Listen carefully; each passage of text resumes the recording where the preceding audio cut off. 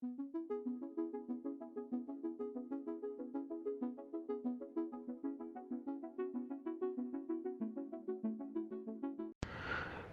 மக்களே, நான் உங்கள் பிரதீப். இது உங்கள் grow with digital experts channel. Okay, அதுக்கு முன்னாடி ஒரு விஷயம் சொல்லிக்கிறேன். இது ஆக்சுவலாக வந்து வீடியோ ஃபார்மேட்டில் இருக்கிறனால சில பாட்காஸ்ட்டில் வந்து ஆடியோ ஃபார்மேட் தான் சப்போர்ட் ஆகுது. ஸோ நீங்கள் ஆடியோ ஃபார்மேட்டில் அங்கே கேட்குறப்ப நீங்கள் யூடியூப்லேயோ இல்லை நம்ம ஸ்பாட்டிஃபை பாட்காஸ்ட்லேயோ நீங்கள் வீடியோவில் பார்த்துக்கோங்க, ஸ்டெப் பை ஸ்டெப் பார்த்துக்கோங்க. ஓகேவா? ஓகே, வாங்க இன்றைக்கான டாபிக் போகலாம். இப்போ ஒரு ஆட் இங்கே க்ரியேட் பண்ணுறதுக்கு இந்த ஸ்க்ரீன்ஷாட்டில் என்ன சொல்லியிருக்கோன்னா, ஃபஸ்ட்டு ஆட் ஸ்ட்ரென்த்து ரொம்ப முக்கியம். ஆட் ஸ்ட்ரென்த்னா அந்த ஆட் ஸ்ட்ரென்த் குட் ஆர் எக்ஸலண்ட்டாக இருந்தால் மட்டும்தான் நம்ம ஆடை வந்து நிறையா பேருக்கு ஷோ பண்ண வைக்கும் கூகுள். ஸோ அப்போ நம்மளுக்கு நிறையா கிளிக்ஸ் கிடைக்கும், நிறைய பேருக்கு ரீச் ஆகும். ஓகேவா? ஸோ அதனால் இந்த ஆட் குவாலிட்டி நம்ம ஃபஸ்ட்டு நல்லா இன்க்ரீஸ் பண்ணணும். ஸோ இந்த ஆட் குவாலிட்டி நம்ம இம்ப்ரூவ் பண்ணணும்னா நம்மளுக்கு என்னென்ன வேணும்னா, ஹெட்லைன்ஸ் நல்ல ஹெட்லைன்ஸ் யூஸ் பண்ணியிருக்கணும், நிறைய டிஸ்கிரிப்ஷன்ஸ் யூஸ் பண்ணியிருக்கணும். மினிமம் இல்லை நம்ம கிரியேட் பண்ண போகிற ஆட் வந்து ரெஸ்பான்சிவ் சர்ச் ஆட். ஓகேவா? RSAன்னு சொல்லுவோம். இந்த ஆடில் வந்து 15 ஹெட்லைன்ஸ் வரைக்கும் க்ரியேட் பண்ணிக்கலாம், 4 டிஸ்கிரிப்ஷன்ஸ் வரைக்கும் க்ரியேட் பண்ணிக்கலாம். சரி, ஹெட்லைன்ஸ் என்ன, டிஸ்கிரிப்ஷன்ஸ் என்னங்கிறத நம்ம இப்போ அடுத்தடுத்து பார்ப்போம், என்னென்னு பார்ப்போம். அந்த ஹெட்லைன்ஸ்க்கு வந்து மினிமம் 30 கேரக்டர்ஸ் இருக்கணும். 30 கேரக்டர்ஸ்னால் அது அந்த லெட்டர்ஸ் வந்து நம்ம ஆடை வந்து ஒரு 30 கேரக்டருக்குள்ளே மட்டும்தான் க்ரியேட் பண்ணியிருக்கணும். இதே மாதிரி டிஸ்கிரிப்ஷன் வந்து 90 கேரக்டர்ஸ்க்குள்ளே மட்டும்தான் க்ரியேட் பண்ணியிருக்கணும், அதுக்கு மேலே க்ரியேட் பண்ணக்கூடாது. சரிங்களா? வாங்க இப்போ அந்த ஆட் எப்படி க்ரியேட் பண்ணுறதுன்னு பார்ப்போம். இந்த ஆடு தான், இந்த க்ரியேட் பண்ணுற ஆடு தான் மக்கள் வந்து கீவேர்டு அடிச்சுட்டு நம்ம சைட்டுக்கு வரப்போ பார்க்க போகிற ஆடு தான் இந்த ஆட். ஸோ இந்த ஆடுக்காக தான் நம்ம டோட்டலாக நம்ம இவ்வளோ ஒர்க் பண்ணிகிட்ருக்கோம். சரிங்களா?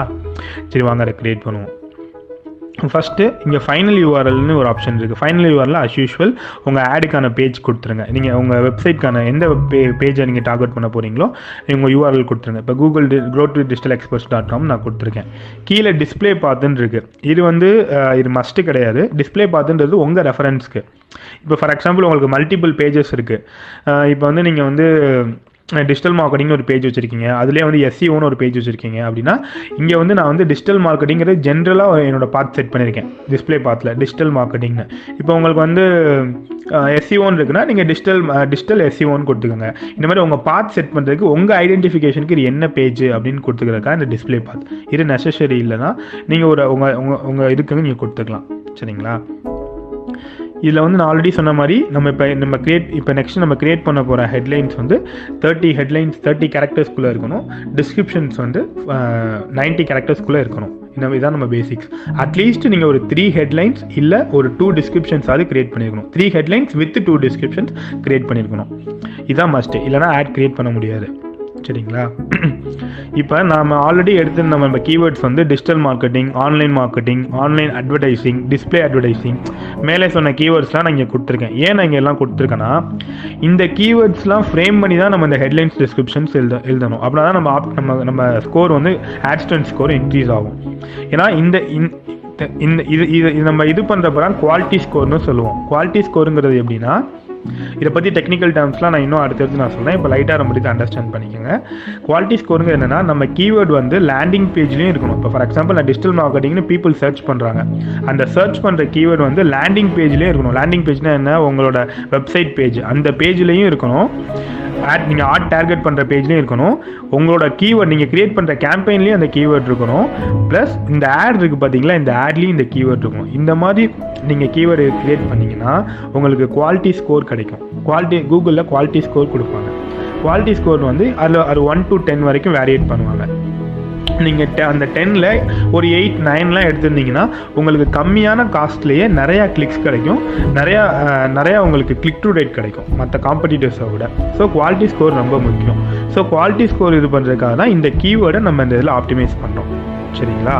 ஸோ அப்போ நம்மளுக்கு ஆட் ஸ்ட்ரென்த்தும் நல்லா குட்டுன்னு கிடைக்கிறப்ப நம்மளுக்கு இன்னும் கிளிக் டு ரேட் கிடைக்கும். இப்போ நீங்கள் கீழே பார்த்தீங்கன்னா, நான் ஆக்சுவலாக இப்போ நம்மளோட கீவேர்ட் டிஜிட்டல் மார்க்கெட்டிங் கம்பெனியை நான் எப்படி கிரியேட் பண்ணியிருக்கேன்னா, டாப் டிஜிட்டல் மார்க்கெட்டிங் கம்பெனி. இது ஒரு சாம்பிள் ஆட் தான், பட் நம்ம இன்னும் ஃபோக்கஸ்டாக ஆட் எழுதணும். இது ஒரு சாம்பிள் உங்களுக்கு புரியுறதுக்காக நான் இந்த ஆடை கிரியேட் பண்ணியிருக்கேன். இப்போ நம்ம 4 கீவேர்ட் யூஸ் பண்ணியிருக்கோம். Digital marketing, online marketing, display ads, இந்த மாதிரிலாம் நம்ம யூஸ் பண்ணியிருக்கோம்ல. அந்த கீவேர்டெல்லாம் யூஸ் பண்ணி நான் எப்படி எழுதிருக்கேன்னு பாருங்கள். Top digital marketing company, best online marketing company, display ads management company, கீவேர்ட்லாம் நான் யூஸ் பண்ணியிருக்கேன்னா அடுத்து நீங்கள் உங்களோட உங்கள் ஓன் பெனிஃபிட்ஸையும் நீங்கள் இங்கே கொடுத்துக்கலாம். கீவேர்டு ஆப்டிமைஸ் மெயினாக கொடுக்கணும். ப்ளஸ் என்னென்ன உங்கள் பெனிஃபிட்ஸ்லாம் உங்கள் ஆட்ஸில் இருக்கோ அதை 30 கேரக்டர்ஸ்குள்ளே கொடுக்கணும். ஓகேவா? மேக்ஸிமம் இந்த ஆடில் உங்களோட இன்டென்ஷன் எப்படி இருக்கணும்னா, உங்கள் யூஸரோட உங்கள் பிஸ்னஸ் உங்கள் யூஸரோட ப்ராப்ளம்ஸ் என்ன, அந்த ப்ராப்ளம்ஸ்க்கு சொல்யூஷன் தர ஒரு இதாக ஆடாக நீங்கள் க்ரியேட் பண்ணிங்கன்னா இன்னும் நீங்கள் யூஸரை ஈஸியாக அவங்களை அட்ராக்ட் பண்ணலாம். ஓகேவா? உங்கள் கீவேர்ட்ஸும் இருக்கணும், அவங்க ப்ராப்ளம்ஸ்க்கான சொல்யூஷன்ஸும் இருக்கணும், ஸோ கேட்சியாகவும் இருக்கணும் ஆடு. ஸோ அந்த மாதிரி நீங்கள் க்ரியேட் பண்ணிக்கங்க. இதை நீங்கள் காம்படிட்டர் ரிசர்ச்சும் பண்ணலாம். மற்ற காம்படிட்டர்ஸ் ஆட்ஸ் எப்படி க்ரியேட் பண்ணுறாங்க அதையும் நீங்கள் பார்க்கலாம். அதை பார்த்துட்டு அதுலேருந்து நீங்கள் ஒரு ஐடியா எடுத்துக்கலாம். பட் அதுலேருந்து சேம் நீங்கள் காப்பி பண்ணக்கூடாது. நீங்கள் உங்கள் ஐடியாவை தான் நீங்கள் க்ரியேட் பண்ணணும். ஓகேவா? ஸோ அந்த மாதிரி நீங்கள் இது பண்ணிக்கோங்க. ஸோ இந்த ஆடு என்னால் ஆட் க்ரியேட் பண்ண முடியல அப்படின்னு நீங்கள் நினைக்கிறவங்க நீங்கள் கண்டென்ட் ரைட்டர்ஸ்ட்டை போட்டு ஆட் க்ரியேட் பண்ணிக்கலாம். ஓகேவா? அந்த மாதிரி நீங்கள் ஒன்றும் க்ரியேட் பண்ணிக்கலாம். எனக்கு இது கேம்பெயின் தான் செட் பண்ண வருது, எனக்கு அவ்வளோ கம்யூனிகேஷன் வராது அப்படின்னு நீங்கள் நினச்சிங்கன்னா நீங்கள் ஏதாவது உங்கள் ஆட் ரைட்டர் கண்டென்ட் ரைட்டர் சொல்லி எனக்கு இந்த மாதிரி ஆட் க்ரியேட் பண்ணி கொடுங்கன்னு சொல்லி நீங்கள் க்ரியேட் பண்ணிக்கலாம். மோஸ்ட்லி கம்பெனிஸ் ஆட் க்ரியேட் பண்ண கண்டென்ட் ரைட்டர்ஸ்ட்டை தான் இது பண்ணுறாங்க. ஸ்மால் லெவல் கம்பெனிஸ் நம்மளே க்ரியேட் பண்ணவும் சொல்கிறாங்க. பட் இது தெரிஞ்சுக்கிறது ஒரு ஆடட் அட்வான்டேஜ் தான். இதுக்கு கம்யூனிகேஷன் ரொம்ப தெரியணும்னு இல்லை, ஒரு ஜஸ்ட் 30 கேரக்டர்ஸ்க்குள்ளே நீங்கள் அதை ஃபிட் பண்ணுறதுக்கு தெரிஞ்சாலும் ஓகே தான். சரிங்களா? இதுக்கு சில டூல்ஸ்லாம் இருக்குது நம்ம செக் பண்ணுறதுக்கு எவ்வளோ கேரக்டர்ஸ் இருக்குது. tothepixel.comனு ஒரு டூல் இருக்குது, அதில் நீங்கள் செக் பண்ணிக்கலாம். இந்த மாதிரி நிறைய டூல்ஸ்லாம் இருக்குது. இதெல்லாம் நான் ஃபியூச்சரில் சொல்கிறேன். எப்படி 30 கேரக்டர்ஸ் நீங்கள் எடிட் பண்ணிக்கலாம், டிஸ்கிரிப்ஷன் செட் பண்ணிக்கலான்றதுலாம் நான் சொல்கிறேன். இது நீங்கள் ஒரு பேசிக்காக க்ரியேட் பண்ணுறது. சரிங்களா?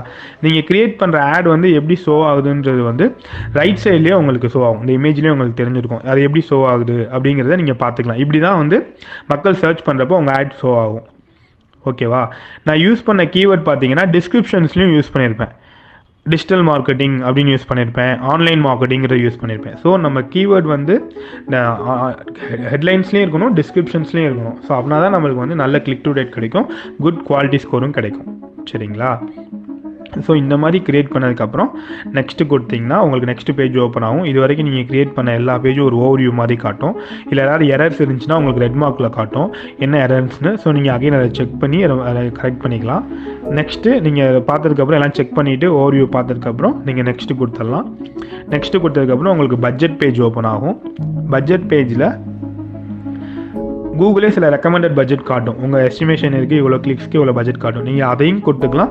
இல்லை என்னால் இவ்வளோ தான் கொடுக்க முடியும் அப்படின்னா நீங்கள் அதையும் சஜஸ்ட் பண்ணி கொடுத்துக்கலாம். கொடுத்து நீங்கள் நெக்ஸ்ட் கொடுத்துட்டு பப்ளிஷ் கேம்பெயின் நெக்ஸ்ட் ஓவராலாக கேட்கும். Your campaign is ready to publish. இப்போ நாங்கள் பப்ளிஷ் பண்ணவா அப்படின்னு கேட்கும். ஸோ நீங்கள் அப்புறம் பப்ளிஷ் கேம்பெயின் கொடுத்தீங்கன்னா பப்ளிஷ் ஆகிடும்.